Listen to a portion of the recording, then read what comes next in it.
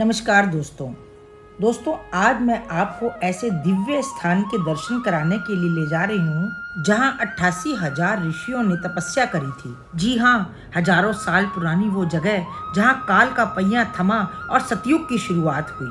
आज मैं जहाँ खड़ी हूँ उस पावन धरती का नाम है नैमिषारण्य तीर्थ। आज के इस ब्लॉग में मैं आपको सिर्फ मंदिर नहीं दिखाऊंगी बल्कि उस दिव्य ऊर्जा को भी महसूस कराऊंगी जो इस पूरी नगरी में बसी हुई है। लेकिन आगे बढ़ने से पहले मित्रों, मेरी आपसे प्रार्थना है कि यदि आपने हमारा चैनल अभी तक सब्सक्राइब नहीं किया है तो जल्दी ही कर दें। नैमिषारण्य न केवल ऋषियों की भूमि है बल्कि यहाँ माँ ललिता देवी का भव्य शक्ति पीठ भी है। तो साथ ही साथ दक्षिण मुखी हनुमान जी के दर्शन भी हैं। साथ ही साथ वेदों के रचयिता वेद व्यास जी का प्रसिद्ध मंदिर भी है। तो मन में श्रद्धा और विश्वास लेकर तथा ओम नमो भगवते वासुदेवाय का जाप करते हुए नैमिषारण्य के दर्शन के लिए यह जो आप सामने की ओर देख रहे हैं यही है पवित्र चक्र तीर्थ नैमिषारण्य का। मान्यता है कि यहाँ स्नान मात्र से जन्म जन्मांतर के पाप धुल जाते हैं। मित्रों, यही वह दिव्य तीर्थ है जहाँ पर श्री राम ने अश्वमेध यज्ञ किया था और सीता जी ने लव कुश को राम को सौंपने के बाद में धरती में समा गई थी। कहा जाता है इस स्थान पर अब तक कलयुग का प्रभाव नहीं है और ऐसा मैंने महसूस भी किया। सबसे पहले जो हम लोग अपने घर में सत्यनारायण भगवान की व्रत कथा को स्मरण करते हैं वो कथा यहीं से प्रादुर्भाव हुई। पहला श्लोक यहीं का आया। एक बार कुछ असुर ऋषियों की साधना भंग कर रहे थे। तब ऋषियों ने ब्रह्मा जी के सामने जाकर के अपनी समस्या कही। तब ब्रह्मा जी ने सूर्य की किरणों से एक चक्र की रचना करी और उन ऋषियों से इस चक्र का पीछा करने के लिए कहा। वह चक्र जाकर के नैमिषारण्य में आकर रुक गया और चक्र तीर्थ कहलाने लगा। चक्र तीर्थ नैमिषारण्य का मूल तीर्थ है। यह एक गोलाकार कुंड है जिसमें भक्तगण आते हैं और स्नान करते हैं। यहाँ आकर के सच में एहसास होता है कि हम अपनी जड़ों से कितने गहरे जुड़े हुए हैं। और बस बातों ही बातों में हम पहुँच गए त्रिशक्ति धाम। यह एक भव्य दक्षिण भारतीय शैली का मंदिर है जहाँ भगवान गणेश, विष्णु और माँ दुर्गा एक साथ विराजमान है। यह मंदिर अपनी अनूठी वास्तुकला, दिव्य बड़ी बड़ी प्रतिमाओं और शांत वातावरण के लिए प्रसिद्ध है। प्रवेश करते ही सबसे पहले हमें भगवान विष्णु की एक विशाल सफेद और सुंदर मूर्ति दिखाई दी जिसके दोनों ओर कुछ सीढ़ियां हैं जो देवी दुर्गा के मंदिर तक जाती हैं। यह है गौरी विश्वेश्वर भगवान का मंदिर, इसके बाद नरसिंह भगवान का मंदिर, माँ लक्ष्मी का मंदिर और साथ में दुर्गा माता की भव्य प्रतिमा देखने योग्य है। और इसके पश्चात नैमिषारण्य की गोमती नदी की सीढ़ियां चढ़ते हुए हम दर्शन के लिए पहुंच गए। गोमती नदी ब्रह्म ऋषि वशिष्ठ जी की पुत्री है। माना जाता है रावण वध के पश्चात ब्रह्म हत्या पाप से मुक्ति के लिए भगवान राम ने महर्षि वशिष्ठ के आदेश पर गोमती में आकर के स्नान किया था और अपने धनुष को भी यहीं पर धोया था। यह है हनुमानगढ़ी का मंदिर।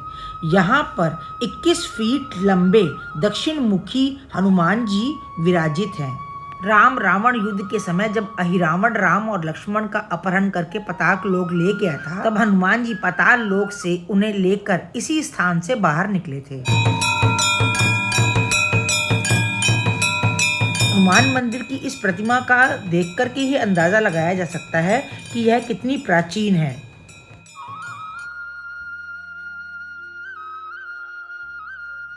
हनुमान मंदिर के पास ही एक छोटा सा मंदिर है जो कि द्रौपदी माता का मंदिर कहलाता है।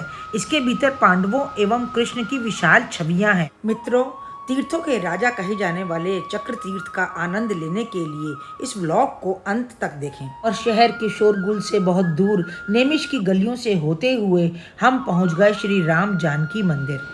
इस मंदिर की विशालता और दिव्यता देखकर यहाँ आकर श्रद्धा से सिर अपने आप झुक जाता है। मित्रों, सच कहूँ तो नैमिषारण्य केवल एक तीर्थ नहीं है, ज्ञान और तप का महासागर है। और यह है महाभारत के रचयिता वेद व्यास जी का मंदिर। यह सामने जो आप विशाल वट वृक्ष देख रहे हैं यह 5000 साल पुराना है, अर्थात यह वृक्ष महाभारत काल अथवा वेद व्यास के जीवन काल का है। यह व्यास मंदिर की वही गद्दी है जहाँ बैठकर वेद व्यास जी ने 4 वेद, 6 शास्त्र, 18 पुराण, गीता, मद्भागवत और महाभारत जैसे कितने ही ग्रंथ लिख डाले थे। मंदिर के भीतर कई ऐसी सूचना पट्टिकाएं भी हैं जो ये बताती हैं कि ग्रंथों की रचना इसी स्थान पर रखकर की गई थी। और यह है मनु और शतरूपा जी का प्रसिद्ध मंदिर। इन्हें पृथ्वी पर मानव जाति का प्रथम जोड़ा माना जाता है, जिन्होंने 23,000 वर्षों तक घोर तपस्या करी थी और भगवान विष्णु के दर्शन किए थे, जिसके परिणाम स्वरूप उन्हें अगले जन्म में राजा दशरथ और कौशल्या के रूप में भगवान राम को पुत्र के रूप में प्राप्त करने का वरदान मिला था। यह स्थान आध्यात्मिक शांति से भरा हुआ है और श्रद्धालु यहाँ ध्यान और दर्शन करने के लिए आते हैं। कहा जाता है नैमिषारण्य तीर्थ का महत्व अन्य किसी तीर्थ की तुलना में 10 गुना अधिक है। और अब हम पहुँच गए थे नैमिषारण्य स्थित श्री बालाजी मंदिर। यह मंदिर भगवान के साथ साथ माता लक्ष्मी और भूदेवी को समर्पित है। बालाजी मंदिर पूरी तरह से दक्षिण भारतीय शैली में बना हुआ है। यहाँ भगवान तिरुपति बालाजी के साथ विष्णु जी और नरसिम्हा जी के दर्शन होते हैं। मंदिर में गर्भगृह के दाईं ओर और बाईं ओर भगवान के रूप विराजमान हैं।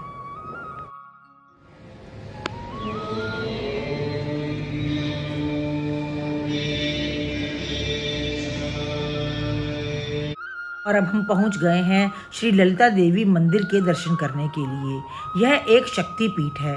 ऐसा कहा जाता है कि दक्ष के यज्ञ कुंड में सती जी ने देह त्याग किया था, तब भगवान शिव उनके शरीर को लेकर तांडव कर रहे थे और सती के जहाँ जहाँ अंग गिरे थे वे सभी शक्ति पीठ कहलाए थे। यहाँ पर माँ का हृदय गिरा था, इसलिए यह स्थान शक्ति पीठ है। नैमिषारण्य का ललिता देवी का यह मंदिर सिद्ध मंदिर है। कहा जाता है कि इनके दर्शन के बिना आपकी नैमिषारण्य की यात्रा अधूरी है। मित्रों, नैमिषारण्य में आकर के आपको खाने पीने की कोई समस्या नहीं आएगी। हर तरीके का पूर्णतः सात्विक भोजन आपको यहाँ पर उपलब्ध होगा। रुकने के लिए कई धर्मशालाएं, कई होटल आपको मिल जाएंगे। इसमें कोई समस्या आपको नहीं आएगी। आपकी सुविधा के लिए कुछ नंबर मैंने शेयर करे भी हुए हैं। नैमिषारण्य लखनऊ से 80 किलोमीटर दूर है। यहाँ पर बस या टैक्सी द्वारा या रेल के द्वारा भी आप आ सकते हैं। मित्रों, अगर आप भी भक्ति और शांति की तलाश में हैं तो यह वीडियो आपके दिल को छू लेगा। मुझे जो सुकून, जो शांति वहाँ प्राप्त हुई, मैं चाहती हूँ आप भी उसे महसूस करें। और हाँ, यदि मेरी मेहनत आपको जरा भी महसूस हुई हो तो चैनल को सब्सक्राइब करना बिल्कुल ना भूलें और अपने परिवार और मित्रों के साथ में इस पावन व्लॉग को शेयर करें। मिलते हैं अब एक नए व्लॉग में, तब तक के लिए राम राम।